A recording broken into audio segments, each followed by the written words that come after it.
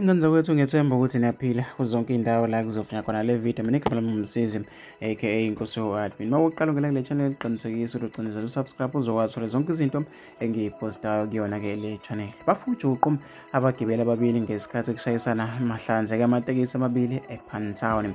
Kuthiwa-ke abagibeli ababili bathule noma-ke bathulele endaweni yesigameko ngesikhathi kushayisana amatekisi abegijima esiphambanweni somgwaqo kuthi junction. Kwathi-ke abagibeli abangu-15-ke balimala kabi. Befika-ke abazime ephuthuma endaweni yesigameko bahlulekile ngokusindisa impilo yabo njengoba-ke noma-ke bese bevele-ke bethule. Umlisa kunemnyaka ngo-40 ulashelwe-ke okwethuka kakhulu njengoba-ke ubebambe noma-ke inhliziyo kukhombisa nje ukuthi uthukile wengane zawesithe esingaba nzima isimo waphuthunyiswa esibhedlela la khona-ke okunzima kakhulu-ke isimo sakhe esithanda ukuthi-ke sishuba-ke le ezinye-ke zey'ngozi the-ke zathinta-ke abantu abaningi bayakhuluma ngazo-ke ey'nkundleni zokuxhumana oy'ngane zakwethu. Nangomunye ukuthi sisinda-ke ngenkosi kulezi iy'ngozi zomgwaqo lapho singeke-ke singazigibeli izinqola zomlilo.